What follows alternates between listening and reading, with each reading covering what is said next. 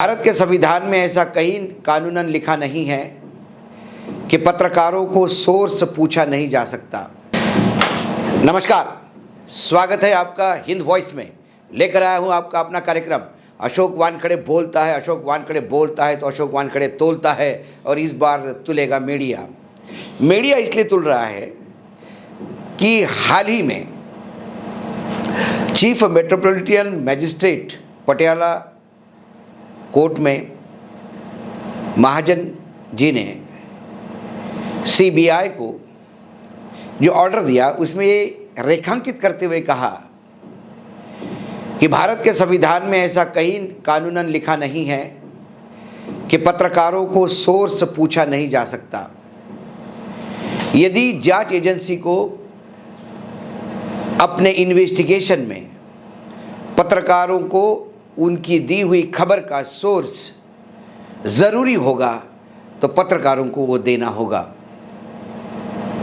ये बात कहाँ से आ गई? एक वकील साहब है विश्वनाथ चतुर्वेदी, उन्होंने 2005 में मुलायम सिंह और पूरे यादव परिवार, मुलायम सिंह की पत्नी, बेटी, मतलब मुलायम सिंह की पत्नी, मुलायम सिंह की पत्नी, बेटा, बहू, इनके खिलाफ इनकम से ज़्यादा पैसा होने की और ज़्यादा प्रॉपर्टी होने का केस दाखिल किया। केस दाखिल ही नहीं किया, सर्वोच्च न्यायालय तक, मतलब सीबीआई तक मामला पहुंच गया और सीबीआई ने इन्वेस्टिगेशन शुरू किया।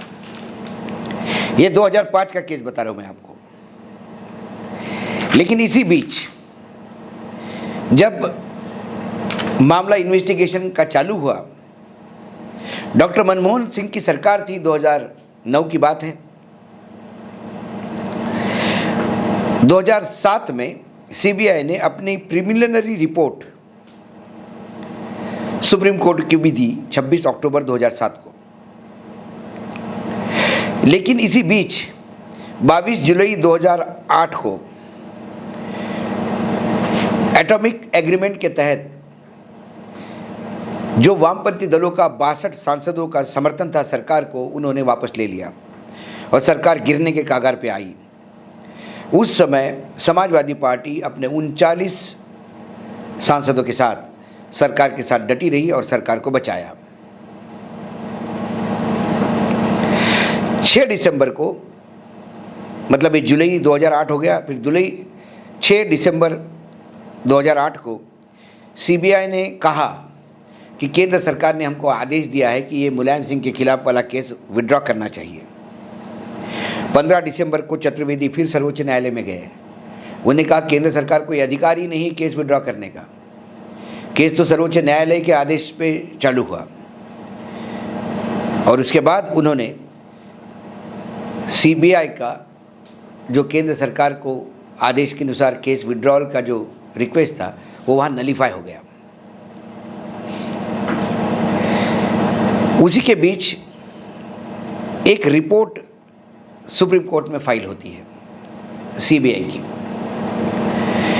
और वो जब रिपोर्ट फाइल होती है, क्लोजर रिपोर्ट कहा जाता है उसको, और जिस दिन सीबीआई की हियरिंग है उसके एक दिन पहले 16 फरवरी 2009 की बात है, वो रिपोर्ट कुछ अखबार और कुछ चैनल, खासकर CNN, IBN और स्टार न्यूज़, जो बाद में जो अभी ABP न्यूज़ बना है, उसने उस रिपोर्ट को पब्लिश किया और कहा कि डिम्पल यादव को इस इन्वेस्टिगेशन से ड्रॉप किया गया है और चार्जेस भी कमज़ोर हुए हैं, और एक डिस्क्लोजर रिपोर्ट भी फाइल हुआ। बाद में पता पड़ा कि जो रिपोर्ट फाइल हुई थी सर्वोच्च न्यायालय में वही फर्जी थी। फिर न्यायालय के सामने जब ये बात आई तो न्यायालय ने कहा कि इन्वेस्टिगेट करो कि ये फर्जी रिपोर्ट छपी कैसी, ये फर्जी रिपोर्ट, फर्जी किसने किया फर्जीवाड़ा। तो सीबीआई ने फिर कहा कि हम अखबार वालों के पास गए, उनके पास तो फर्जी ये सब खबर छपवाई गई थी और इसी के ऊपर ऐसा ही फर्जी रिपोर्ट वहाँ सबमिट हुई थी और ये रिपोर्ट हमारी नहीं है। और वो केस ओपन हुआ। हाल ही में जो मैं रेफरेंस कर रहा था उसमें महाजन जी ने आदेश दिए हैं मैडम ने कि तमाम पत्रकारों को इन्वेस्टिगेट किया जाए, क्योंकि स्टार न्यूज़ और CNN IBN ने तो लिख दिया कि साहब ये रिपोर्टर की खबर है, रिपोर्टर बार बार मतलब रिपोर्ट की खबर रिपोर्टर के विश्वास पे हमने ही चलाई।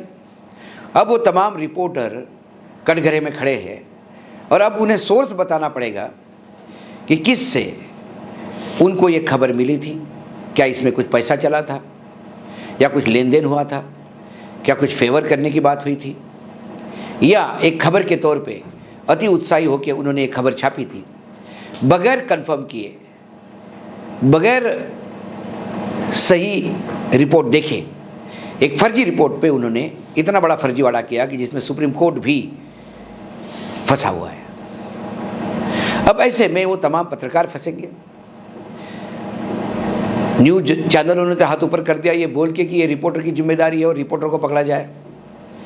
अब वो रिपोर्टर इधर उधर भागते फिर रहे बेचारे। हमारे यहाँ ब्रेकिंग न्यूज़ में और जब कोई खबर ला के देता है तो खबर चलाने में, क्योंकि खबर के साथ लिफाफा मिलता है तो तुरंत लगता है कि बड़ा लिफाफा मिल रहा है, बड़ा काम हो रहा है। उस लालच में कई बार ब्रेकिंग न्यूज़ के तहत ऐसी खबरें आती हैं। कई बार किसी को आप फेवर करने के लिए, क्योंकि किसी ने आपको ऑलरेडी बहुत मदद की होती है, किस नेता ने, उस नेता की मदद करने के लिए ऐसी खबरें चलाई जाती हैं। लेकिन कोर्ट की इस जजमेंट ने यह साफ कर दिया है कि पत्रकारों को कोई संवैधानिक कोई ऐसा प्रोटेक्शन मिला नहीं है कि वो अपना सोर्स किसी को नहीं दे सकता। कुल मिलाकर पत्रकारों के ऊपर एक जो क्रेडिबिलिटी का सवाल बार बार उठता है, अपनी खुद की गलती से उन्होंने फिर एक बार ये बता दिया कि हम वाकई विश्वास रखने लायक नहीं हैं। इसलिए आज पत्रकारों को तोला। मुलायम सिंह की मृत्यु हो गई, शायद उनके खिलाफ जो जांच है वो रुक जाएगी, लेकिन अभी अखिलेश और डिम्पल ये जांच के घेरे में बरकरार है और सीबीआई को इस मामले में दूध का दूध और पानी का पानी करना होगा। अब सीबीआई ये नहीं बोल सकती, मतलब कोर्ट ने ये भी कहा सीबीआई को कि आपने तो इन्वेस्टिगेशन ही रोक दिया, ये बोल के कि हमें आगे पता नहीं पड़ पा रहा है फौज की फॉल्ट किसने किया, यदि ये फर्जीवाड़ा किसने किया ये आप पता नहीं पा, आप पता करिए। उन्होंने फिर से नोटिस दे के कहा कि investigate into this matter, investigate the journalist, they are not above the law. यदि किसी क्रिमिनल कॉन्स्पिरेसी में उनकी मदद की ज़रूरत पड़ती है तो वो मदद ले लीजिए, और जब ये पता पड़ जाएगा कि ये फर्जीवाड़ा किसने किया वो भी अटकेंगे और ये फर्जीवाड़ा का साथ देने वाले वो पत्रकार भी अटकेंगे। इसलिए जब बड़ी ब्रेकिंग न्यूज़ आती है टीवी पे या अखबारों में, जब हेडलाइंस बनती है, थोड़ा समय दीजिएगा, क्योंकि आजकल हेडलाइन फ्रॉड खबरों पे भी, फर्जी रिपोर्ट्स पे भी बनने लगी है।